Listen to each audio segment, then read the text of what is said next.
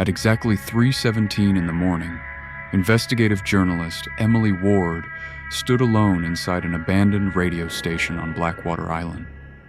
The building had been without electricity for 34 years, yet the control panel in front of her was glowing, the tape reels were turning, and a woman's voice was speaking through the static. Emily Ward, 31 years old, October 17th, 3:17 a.m. For the past 6 months, every person named by that voice had disappeared. And now, the station had named her. Blackwater Island lies 40 miles from the northern coast, surrounded by violent currents and dense fog. In 1991, it housed a secret government research facility known as Project Orpheus. Officially, the station studied atmospheric radio interference. In reality, its scientists were trying to send messages through time. The project began after researchers discovered that certain signals arrived several seconds before they were transmitted.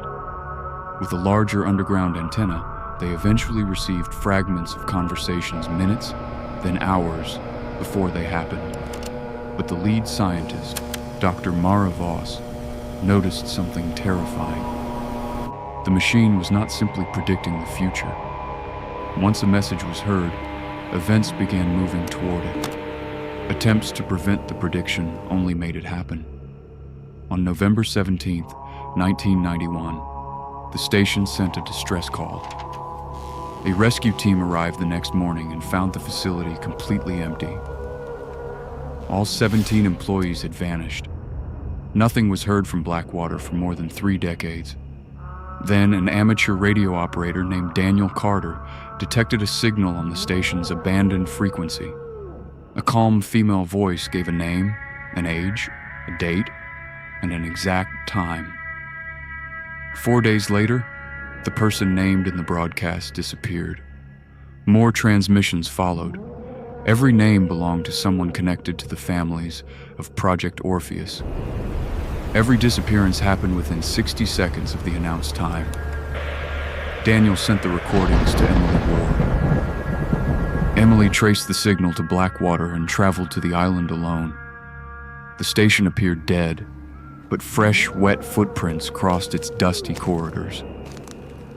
A disconnected generator was warm. Beneath the floor, she felt a steady vibration. At 3:17 a.m., the control room suddenly came alive. The radio repeated a conversation Emily had recorded only days earlier. Then a locked steel door opened, revealing a staircase descending beneath the station. At the bottom, Emily found the real Orpheus laboratory. Hundreds of cables surrounded a circular glass chamber. Old monitors showed 2 versions of the station at once. One abandoned in the present, and another filled with terrified scientists in 1991. The walls were covered with photographs of the missing people.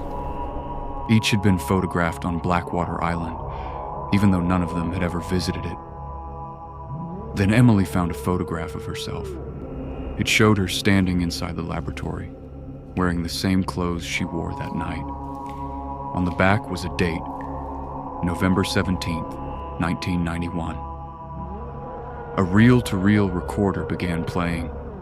Dr. Mara Voss explained that Orpheus had created a fracture between 1991 and present. The missing people had not died. They were trapped between the 2 moments, repeating the same fraction of a second endlessly. A white light appeared behind the chamber glass. Emily saw the missing victims inside. Among them stood Dr. Voss, unchanged after 34 years. The speakers activated. Emily Ward, 31 years old, October 17th, 3:17 a.m. The chamber door began to open. Emily tried to run, but every corridor led back to the laboratory. With each turn, the station became newer, until she emerged into 1991. Dr. Voss was waiting for her. Mara revealed the final truth. The voice in the broadcasts was not hers. It had been created from fragments of everyone trapped inside the signal, but the strongest voice belonged to Emily. Emily had not traveled to the island because the station named her. The station named her because she had already traveled there. To keep the fracture from collapsing and erasing everyone inside, someone had to continue transmitting names. Emily sat before the microphone as the clock reached 3:17. Weeks later, Daniel Carter heard the radio activate again. This time, he recognized the voice. Daniel Carter, 42 years old, November 18th, 3:17 a.m. Before the signal ended, another voice whispered beneath Emily's. "Do not turn around." Daniel's workshop was found empty the next morning. His final recording had already been uploaded online. Thousands of people heard it before the file disappeared. Most heard only static, but some claimed the recording spoke another name after Daniel's, and the name was different for every listener.